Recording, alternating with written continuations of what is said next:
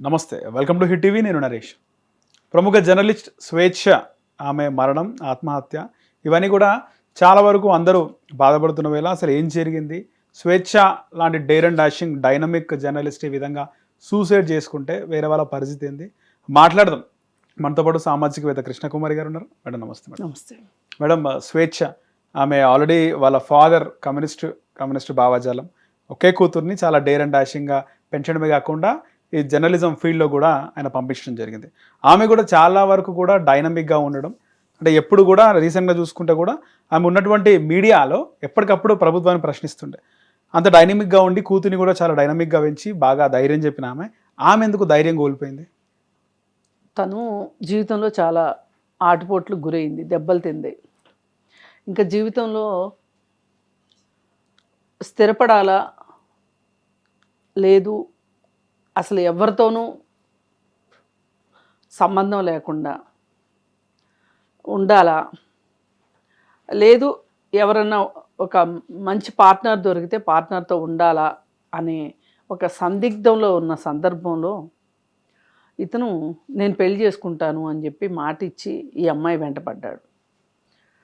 సరే అంటే దానికి ఏం చెప్తారంటే, జనరల్గా నాకు పెళ్ళయింది కానీ నా భార్యకి నాకు సరిపడట్లేదు, నీ కోసమని కాదు, మామూలుగా కూడా నేను విడాకులు ఇద్దామని ప్రయత్నంలో ఉన్నాను, నేను ఆ టైంలో నువ్వు కనిపించావు, నేను కర్చీఫ్ వేశాను, నేనైతే అక్కడ విడాకులు ఇచ్చేది గ్యారంటీ, నువ్వు కూడా నా దగ్గర ఒక కర్చీఫ్ వేసి ఉంచు అన్న చందంలో చెప్తారు.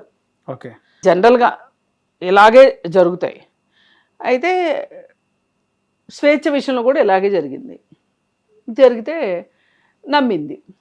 అవును నిజమేనేమో, నాకు నా భర్తతో విభేదాలు వస్తే నేను విడాకులు తీసుకున్నాను కదా, అట్లాగే అతను కూడా అతని భార్యకి అతనికి పసగట్లేదేమో, విడాకులు తీసుకుంటున్నాడేమో, విడాకులు తీసుకుంటే ఇంకా ప్రాబ్లం ఏముంది అనుకుంది. అది గడిచింది. ముందు రోజులు, తర్వాత నెలలు, తర్వాత సంవత్సరాలు గడిచిపోయినాయి. 5 సంవత్సరాలు అయిపోయింది. ఈ రోజుకి అతను విడాకులు ఇవ్వట్లేదు. అలాగే ఇంకా ఈమె నా మీద బాగా డిపెండ్ అయింది, నా మీద ఆధారపడుతుంది మానసికంగా. డబ్బు పరంగా తన జీతం తనకు వస్తుంది, కానీ తను నా పైన మానసికంగా డిపెండెన్సీ వచ్చేసింది. ఇంకెక్కడికి పోదు. ఎక్కడికి పోను కాడికి నా భార్య పిల్లలు మాత్రం నేను ఎందుకు వదులుకోవాలి అంటే, అప్పటి నుంచి చెప్తున్నాయన్నీ అసలు వాళ్ళిద్దరి మధ్యలో విభేదాలు ఉన్నమాట వట్టి మాట అనమాట. ఈమెని కన్విన్స్ చేసుకోవటం కోసం అలా చెప్పాడు. సార్ చివరికి ఇక ఫైనల్గా నువ్వు విడాకులు ఇస్తానని చెప్పావు మీ ఆవిడికి, మీ కారణాలు మీకు ఉండొచ్చు, నువ్వు విడాకులు ఇవ్వని కాడికి, నన్ను పెళ్లి చేసుకోని కాడికి మన రిలేషనే అక్కర్లేదు, నువ్వు నన్ను ఇలా మోసం చేస్తావని అనుకోలేదు అనే ఉద్దేశంతో వాళ్ళిద్దరి మధ్యలో మాట పెరిగింది. ఇంకా డెసిషన్కి వచ్చేసారు. వాళ్ళ అమ్మాయి వాళ్ళ నాన్న కూడా పిలిచి చెప్పింది. ఇంకా అంతా అయిపోయింది అనుకున్న సందర్భంలో ఎంత ధైర్యవంతులకైనా వాళ్ళకి ఒక మనసు ఉంటుంది, అది ఒడిదుడుకులకు గురవుతుంది. ఇప్పుడు ఇనుము కూడా తుప్పు పడుతుంది. అవును మేడం, ఇనుము అత్యంత దృఢమైన లోహం, తుప్పు పడుతుంది కదా. అట్లాగే ఎంత ధైర్యవంతులైనా అధైర్యవంతులయ్యే అవకాశం ఉంటుంది. దానికి పరిస్థితులు తోడవు. ఇప్పుడు ఇతనంటూ కథలు చెప్పకపోతే ఏమో ఆమె ఆ బిడ్డతోటి ఒంటరి జీవితం గడిపేదేమో. ఎందుకు పెళ్లి చేసుకోవడానికి ఏం రోగం మేడం వాడికి? అవును, భార్యకి విడాకులు ఇవ్వకుండా ఎట్లా చేసుకుంటాడు? ఓకే, భార్య కూడా ఈరోజు సపోర్ట్గా మాట్లాడుతుంది. ఇప్పుడు మాట్లాడుతుంది కరెక్టే, మరి సపోర్ట్గా మాట్లాడుకోకపోతే ఎట్లా? మాట్లాడుకోవాలి కదా. ఇప్పుడు అటు ఇటు కాకుండా పోయింది, గాలికి ధూళికి పోయింది ఎవరంటే స్వేచ్ఛ పోయింది. స్వేచ్ఛ తల్లిదండ్రులకి కూతురు లేకుండా పోయింది, స్వేచ్ఛ కూతురికి తల్లి లేకుండా పోయింది. వాళ్ళకేమైంది? ఇలాంటి కేసులు చాలా చూస్తారు వాళ్ళు, కేసుల్లోంచి బయటకు వస్తారు, వాళ్ళకి డబ్బులు ఉన్నాయి, ఖరీదైన లాయర్లను పెట్టుకుంటారు, వ్యవస్థల్ని మేనేజ్ చేసుకుంటారు, బయటకు వస్తారు. బయటకు వచ్చిన తర్వాత ఆ భర్త తాలూకు డబ్బుతోటి ప్రపంచాన్ని శాసించగలము అనుకున్నప్పుడు, డబ్బుతోటే సంబంధ బాంధవ్యాలు ఏర్పరచుకోగలవనే నమ్మకం ఉన్నవాళ్ళు మధ్యలో ఏమైనా ఒడిదుడుకులు వచ్చినా డబ్బుతోనే అన్నీ సాధించుకోగలుగుతారు. ఇప్పుడు ఆ భార్య ఉంది, పాపం అమ్మాయి వచ్చి మాట్లాడుతుంది ఈరోజు, తనని ఏమనగలం? ఇప్పుడు ఆమె భార్య కారణం అనుకోవచ్చు మేడం, అంటే భార్య సరిగ్గా లేకనే కదా ఈమెతో వచ్చి. ఎవరు చెప్పారండి సరిగా లేకపోతే వచ్చేస్తారా? అసలు మీ ఇద్దరి మధ్యలో అంత గాఢతే ఉంటే గనక నువ్వు ఎందుకు బయటకు వచ్చావు అసలు? అదిగా మేడం మెయిన్. నువ్వెందుకు? నేను ఈ అమ్మాయిని ప్రశ్నించట్లా, నేను స్వప్నాన్ని ఒక్క మాట అనను. ఇదేంటి మేడం ఇటు స్వేచ్ఛ కరెక్ట్ అంటుంది, అటు స్వప్న కరెక్ట్ అంటుంది, అంటే మా మగవాళ్ళేనా అని మీరు అనుకోవచ్చు.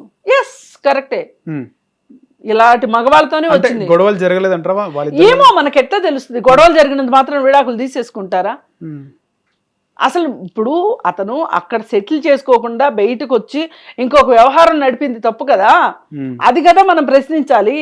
ఇప్పుడు ఈ టోటల్ ఇష్యూలో స్వేచ్ఛ కంటే కూడా, స్వేచ్ఛ తప్పు ఉంటే ఉండొచ్చు కూడా, అయినప్పటికీ కూడా ఎక్కువ బాధ్యత ఎవరికి ఉన్నది? ఇక్కడ పూర్ణచంద్ర కదా బాధ్యత ఉన్నది. తనకు ఒక భార్య పిల్లలు ఉన్నారు అన్నప్పుడు ఇంకొక ఆమెకు ఎవరికో మానసికంగా బాగులేదు, ఆమెకు నేను స్వాంతన ఇస్తున్నాను, ఆమెను తల్లిదండ్రులు సరిగా పెంచలేదు, తల్లిదండ్రులు సరిగా చూసుకోలేదు, అందుకని ఆమె డిప్రెషన్లో ఉంది, ఆ డిప్రెషన్ తగ్గించడానికి నేను ఆమెకు స్వాంతన ఇస్తున్నాను అని ఎవడడిగాడు? నిన్ను ఎందుకు స్వాంతన ఇచ్చావు? ఎంతమందికి ఇట్లా ఇస్తావు నువ్వు స్వాంతన? ఇప్పటి వరకు ఎంతమందికి ఇచ్చావు స్వాంతన చెప్పు ఒకసారి. ఉన్నాయంట మేడం మల్టిపుల్ రిలేషన్స్, అదే ఉన్నాయి అని చెప్తున్నారు. అదే నేను అంటున్నా. ఇప్పుడు తినకైనా స్వప్నకైనా అర్థం కావాల్సింది ఏంటంటే, అసలు నీ బంగారం మంచిదైతే ఇలా ఎందుకుంటుంది? నేను ఎవరైనా భర్తలు వేరే స్త్రీలతోటి వివాహేతర సంబంధాలు నడుపుతున్న భార్యలు ఆ మహిళల్ని ప్రశ్నిస్తే నేను ఇదే అంటాను. నేను మీకు ఆ మహిళల గురించి మాట్లాడే హక్కు మీకు లేదు. అసలు నీ భర్త మంచోడైతే, నీ బంగారం మంచిదైతే అసలు ఆమె ఎలా వస్తుంది సీన్లోకి?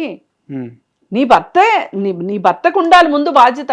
ఇప్పుడు ఒకవేళ ఆమెకు తెలియకపోవచ్చు నీకు పెళ్ళయింది, పూర్ణచంద్రకి పెళ్ళయిందని, పూర్ణచంద్రకి పెళ్ళయిందని స్వేచ్ఛకి తెలియకపోవచ్చు. ఇప్పుడు ఆడవాళ్ళు మంగళసూత్రాలు వేసుకుని తిరిగినట్టు మగవాళ్ళకి పెళ్ళయిందో లేదో చెప్పడం కష్టం కదా. ఏం మంగళసూత్రాలు వేసుకుని తిరగరు కదా మగవాళ్ళు, మగవాళ్ళకి ఏం బిళ్ళలు ఉండవు కదా మా ఆడవాళ్ళకు ఉన్నట్లు. అతనికి పెళ్లి కాలేదు అనుకుంది, ఆమె సింగిల్, ఆమె గురించి మాట్లాడడానికి లేదు. మరి పూర్ణచంద్ర ఎందుకు వచ్చినట్టు? తను సింగిల్ కాదు కదా, తనకు భార్య ఉంది, చట్టబద్ధమైన భార్య ఉన్నది, పిల్లలు ఉన్నారు. సరే పిల్లల్ని కూడా కాసేపు పక్కన పెట్టండి. చట్టబద్ధమైన భార్య ఉన్నప్పుడు పెళ్లి చేసుకునే హక్కు లేదు కదా, రెండో పెళ్లి చేసుకునే హక్కు లేదు కదా మన దగ్గర. దాన్ని బహుభార్య బైగమి కింద కేసు అవుతుంది కదా. ఆ మాత్రం తెలియలేదా? చాలా చదువుకున్నాడంట. మరి ఇప్పుడు పూర్ణచంద్రకి పెళ్ళయిందో లేదో స్వేచ్ఛకి తెలియకపోయినా ఆశ్చర్యపోవక్కర్లా. కానీ ఈయనకేమి మెమరీ లాస్ రాలేదు కదా, పూర్ణచంద్రకి ఇంట్లో ఉన్నారు కదా. అంతగా నీకు స్వేచ్ఛ నచ్చింది, స్వేచ్ఛతో రిలేషన్లోకి రావాలనుకున్నావు, దాని సంగతి ఇంటూ పురుష పెట్టి రావాలి కదా. అంటే నేను బలవంతంగా విడాకులు, ఈయనకి ఒక అమ్మాయి వేరే అమ్మాయి నచ్చింది కాబట్టి విడాకులు ఇచ్చేసేసి వచ్చేసి ఈమెను చేసుకుని మళ్ళీ ఈమె నచ్చకపోతే ఈమెకు విడాకులు ఇచ్చి ఇంకొకళ్ళ వైపు చూడమని నా ఉద్దేశం కాదు. నీకు నిజంగా నీకు నీ భార్యకి పడకపోతే అది విడాకుల వరకు దారితీసేంత తీవ్రమైన విభేదాలు ఉంటే గనక విడాకులు తీసుకున్న తర్వాత నువ్వు ఇంకొక తోటి రిలేషన్లోకి వచ్చే పని కదా. ఇప్పుడు విడాకులు ఇచ్చిన తర్వాత కూడా 90 days పెళ్లి చేసుకోవడానికి లేదు తెలుసా అండి, విడాకులు అయిన తర్వాత కూడా. ఎందుకంటే ఆమె అప్పీల్కి వెళ్ళింది అనుకోండి, ఒకవేళ అప్పీల్లో ఆమెకి ఈ విడాకులు రద్దయ్యాయి అనుకోండి, అప్పుడు ప్రాబ్లం అవుతుంది కదా. అందుకని 90 days వరకు ఆగాల్సిందే. కొంతమంది మహానుభావులు చాలా తెలివిగా ఇవాళ విడాకులు ఇచ్చేసేసి రేపొద్దున పెళ్లి చేసుకుంటారు. రేపొద్దున భార్య వెళ్ళింది అనుకోండి అప్పీల్కి, దాని విడాకులు రద్దయినాయి అనుకోండి, ఏంటి ఈ భార్య పరిస్థితి ఏంటి, ఆ భార్య పరిస్థితి ఏంటి? ఇప్పుడు ఈమె ఏమనుకుంటది? నాకు నిజంగా భర్తనే అనుకుంటది. అందుకని ఇప్పుడు ఎవరో పల్లెటూరు వాళ్ళు చెట్ల కింద పంచాయతీలు చేసి ఈ పెళ్ళిని ఇంతటితో రద్దు చేసేస్తున్నాము, దీనికి తప్పు కట్టండి, ఒప్పు కట్టండి అని చెప్పి, బాబు ఇప్పుడు నువ్వు ఇంకో పెళ్లి చేసుకోవచ్చు అని చెప్పి ఆయన్ని ఫ్రీ బార్డన్ చేసేసినంత ఈజీ కాదు ఆధునిక సమాజంలో. ఇప్పుడు ఆ చెట్ల కింద పంచాయతీలు చట్ట పరిధిలో ఒప్పుదల ఉండదు వాటికి. నిజంగా పల్లెటూరులో అలాంటి పనులు చేసిన రోజులు ఉన్నాయి, ఒకప్పుడు ఉన్నాయి. గట్టిగా చెట్టు కింద పంచాయతీలు ఉన్నాయి, పెద్ద మనుషులు చేసిన పంచాయతీలు ఉన్నాయి. వాటిని ఛాలెంజ్ చేయగలిగే అమ్మాయి గనక ఉంటే గనక వాటిని కూడా ఛాలెంజ్ చేస్తారు, పైగా ఆ పెద్ద మనుషులను కూడా క్వశ్చన్ చేస్తారు. ఓ పక్కన చట్టం అనేది ఏడ్చింది, మీరెందుకయ్యా బాబు మధ్యలో ఎందుకు, మీకంత శ్రమ ఎందుకు, వృధాశ్రమ ఎందుకు, మీరేదో చుట్టలు కాల్చుకుంటూ కూర్చోవచ్చు కదా అని చెప్తుంది చట్టం. అందుకని ఏ రకంగా చూసినా సరే పూర్ణచందర్కి తనకి పెళ్ళయింది అనే సంగతి తెలుసు, తను ఆ బంధంలో ఉన్నాను అని తెలిసినప్పుడు స్వేచ్ఛకి మాట ఇచ్చింది తప్పు. ఎన్నో సందర్భాల్లో స్వేచ్ఛకి మాట ఇచ్చాడు, లేకపోతే ఎందుకు స్వేచ్ఛ తెగదింపులు చేసుకోవాలనుకుంటే చెప్పండి. ఏది ఏమైనప్పటికీ కూడా చాలా మంది వాళ్ళు మాట్లాడారు అని చెప్పినా మేడం, నేను చేసుకొని పెళ్ళి అని చెప్పేసి, అంతేగా ఆమెకి విడాకులు ఇవ్వడం కుదరదు అని చెప్పేస్తే చేసుకోవడం కుదరదు, ఈవెన్ చేసుకుంటానే కుదరదు. పైగా చేసుకుంటే గనక ఈవిడిది కూడా తప్పు అవుతుంది. ఎన్నాళ్ళు ఉన్నా కానీ ఇప్పుడు ఇలాంటి విషయాల్లో మగవాళ్ళు చాలా తెలివిగా ప్రవర్తించేది ఎక్కడ అంటే, వీళ్ళకి చెప్పగలిగినన్ని రోజులు చెప్తారు. ఏది ఇందాక నేను మీకు చెప్పాను కదా, మానసికంగా వీళ్ళ మీద ఆధారపడేటట్లుగా చేసుకొని ఆధారపడిన తర్వాత ఇంక వీళ్ళు ఎక్కడికి ఇంక పోరు అన్నప్పుడు అప్పుడు చెప్తారు, ఆమె ఉంటది కానీ నువ్వే నా మహారాణివి, నా హృదయాన్ని గెలిచిన దానివి నువ్వే. ఏదో ఇంట్లో పెద్దవాళ్ళు చేశారు, చేసుకున్నాను, నాకు నువ్వే ఇష్టం, నువ్వే ఎక్కువ, అంతే. అలా ఉంటది ఇంట్లో. ఓ బీరువా, ఓ డైనింగ్ టేబుల్, ఓ ఫ్రిడ్జ్ ఉన్నట్టు ఉంటది. నువ్వు అసలు మహారాణివి, నువ్వు నా రిజర్వ్ బ్యాంకుకు నువ్వు అన్నట్లు పొంగిపోతారు ఇంకా అమ్మాయిలు, అంతే పొంగిపోయి సరే ఇలా. ఏది ఏమైనప్పటికీ ఈ విషయం ఒక ప్రాణం పోయింది. ఇక్కడ ఇంకోటి ఆలోచించాల్సిన విషయం ఏంటంటే, అసలు ఇప్పుడు స్వేచ్ఛ లాంటి ఎంతో కొంత వనరులు ఉండి, స్వాతంత్ర్యం ఉండి, ఉద్యోగం ఉండి, చదువుకుని సొసైటీలో తనకంటూ ఒక ఎగ్జిస్టెన్స్ ఉన్న అమ్మాయికే ఇలాంటి పరిస్థితి వచ్చింది అంటే మామూలు మహిళల పరిస్థితి ఏంటి, అవగాహన లేకుండా మామూలు మహిళల పరిస్థితి ఏంటి. అందుకని ఇట్లాంటి దగ్గర ఆలోచించవలసింది ఏంటి అంటే, ఇక్కడ ఆడవాళ్ళు ఒక్కటే నేర్చుకోవాలని కాదు, మగవాళ్ళు ఒక్కళ్ళే నేర్చుకోవాలని కాదు, అసలు సమాజానికి అర్థం కావాల్సింది పిల్లల్ని పెంచేటప్పుడు, పెరిగిన తరువాత, పెళ్ళిళ్ళు చేసుకోబోయేటప్పుడు, పెళ్ళిళ్ళు చేసుకున్న తర్వాత మీకు ఒక క్లారిటీ రావాలి. ఇప్పుడు విడాకులు అనేది ఒక అవకాశం, పెళ్లి లాంటి అత్యవసరం అయితే కాదుగా. ఒక అవకాశం ఉంది, చట్టంలో ఒక అవకాశం ఉంది విడాకులు అనేది. అది అవకాశం వచ్చినప్పుడే వాడాలి. ఇప్పుడు మన దగ్గర కత్తి ఉంటుందండి, ఆ కత్తిని రోజంతా కత్తికి పని చెప్తా ఉంటామా? అవసరం ఉన్నప్పుడు తీస్తాము. అలా చూడాలి తప్పితే విడాకులు ఇస్తానని వాళ్ళు చెప్పటము, విడాకులు ఇచ్చేసేసి వచ్చి నన్ను మేనాలో ఎత్తుకుపోతాడని అమ్మాయి అనుకోవడము, రెండు తప్పే. పైగా పూర్ణచందర్ అమ్మాయితో కొంచెం మంచిగా బిహేవ్ చేయలేదు, చిన్న అమ్మాయితో అని, స్వేచ్ఛ కూతురుతో అని అమ్మాయి కూడా చెప్తుంది. అదేం పెద్ద ఆశ్చర్యపోయే విషయం కాదు, నేనైతే ఆశ్చర్యపోవట్లా. దేనికి మేడం? ఎందుకంటే సొంత తండ్రులు కూడా పిల్లలతోటి పిల్లల్ని లైంగిక వేధింపులకు గురి చేస్తున్నప్పుడు ఆ మైండ్ సెట్ ఏంది మేడం? ఎందుకు ఆ మైండ్ సెట్ వస్తుంది? ఎందుకు వస్తుంది అంటే అది వాళ్ళ మానసిక దౌర్బల్యం.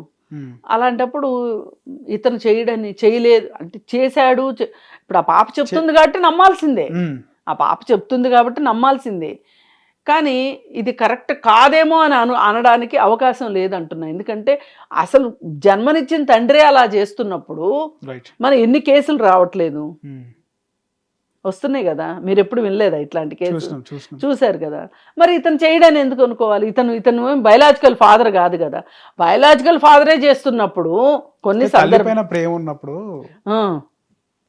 కూతురుతో ఆ విధంగా ప్రవర్తించడం, ఇవి పాకుడు రాళ్ళండి. జారడం మొదలెట్టాక ఒక రాయి, 2 రాళ్ళు, 3 రాళ్ళు అని ఉండదు. కానీ మూల్యం చెల్లించుకోవాల్సింది కదా మేడం ఎప్పటికైనా. ఇప్పుడు చాలదా? అదే కాకపోతే అతనికి డబ్బులు ఉన్నాయి కాబట్టి. ఎన్ని డబ్బులు ఉంటాయి మేడం, టైం వస్తుంది. ఆహా, కేసుల్లోంచి బయటపడతాడు. ఇవాళ కేసులు లేనిది ఎవరికి అనే మాట కూడా వస్తుంది తెలుసా. కేసులు ఉండటం కూడా ఒక క్వాలిఫికేషన్ అయిపోయింది.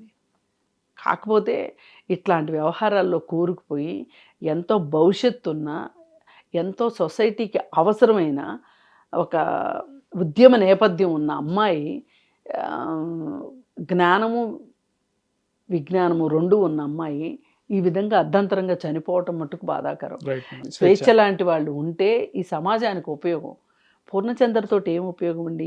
హూ ఈజ్ పూర్ణచంద్ర చెప్పండి? ఒక ఎంపీకి కుడి భుజంగా ఉంటాడు, తల్లో నాలుగుగా ఉంటాడు. ఆ ఎంపీ ఏం చేస్తాడు? మాజీ ఎంపీ. ఆ ఎంపీ ఏం చేసి డబ్బులు సంపాదించాడో తెలుసు. ఇప్పటిగా వాళ్ళు సంపాదించిన డబ్బుల్లో వీళ్ళు కొంచెం వాళ్ళ పుట్టినరోజులకు విసిరేస్తే డబ్బులు ఏరుకునేలాగా వీళ్ళు వాళ్ళ మోచేతి కింద నీళ్లు తాగుతూ బతికే వాళ్ళు పూర్ణచందర్. ఆ పూర్ణచందర్తోటి అతను చెప్పిన మాటలు నమ్మడమే స్వేచ్ఛ చేసిన పొరపాటు. అతను లాంటి వాళ్ళతోటి సాహచర్యమే స్వేచ్ఛ చేసిన పొరపాటు. అలా కాకుండా స్వేచ్ఛ ఇండిపెండెంట్గా ఒక ఉద్యమకారునిగా ఉండి ఉన్నట్లయితే తను చరిత్రలో తనకు ఒక పేజీ ఉండేది. ఇప్పటికైనా తన పేజీ తనకుంది. తెలంగాణ ఉద్యమంలో పనిచేసిన ఉద్యమకారినిగాను, లేకపోతే తల్లిదండ్రుల కుటుంబ నేపథ్యం వల్ల కావచ్చు, లేదు తనని తాను ప్రూవ్ చేసుకున్న విషయంలో కావచ్చు, ఏదైనా కానీ తను సాధించింది కనిపిస్తుంది. ఇప్పుడు సొసైటీలో ఇలాంటి పూర్ణచంద్రలు ఎంతమంది లేరు? మీకు తెలిసి ఎవరు లేరు? 2 ఫ్యామిలీలు మెయింటైన్ చేస్తున్న వాళ్ళు ఉన్నారు. అలా 2 భర్తలను ఏకకాలం మెయింటైన్ చేస్తున్న భార్యలను చూసారు మీరు ఎక్కడన్నా? ఉంటారు. ఎక్కడ ఉంటారు మేడం, ఎక్కడో ఉంటారు. వివాహేతర సంబంధాలు ఉండడం వేరు, కుటుంబాలు నడపడం వేరు. అది చాలా కష్టం మేడం. అది ఎట్లా నడిపిస్తారు మేడం కదా? అందుకే ఇది మగాళ్ళకి సాధ్యం అంటే వాళ్ళకి సాధ్యం అనుకోవచ్చు. నడిపిస్తున్నారు కాబట్టి సాధ్యమైంది వాళ్ళకి. అదేదో భుజకీర్తి కాదు నేను చెప్పేది. వాళ్ళకి ఒక అవకాశం ఉంది సొసైటీలో.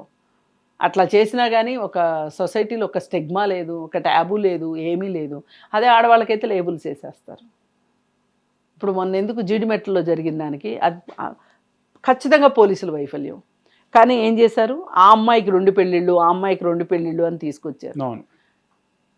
ఆ అమ్మాయికి 2 పెళ్ళిళ్ళు అయితే ఆ అబ్బాయి మీద పోక్సో కేసు పెట్టొద్దని చెప్పిందా? ఆ అమ్మాయి ఏమన్నా చచ్చిపోయిన శవం లేసి వచ్చి చెప్పిందా?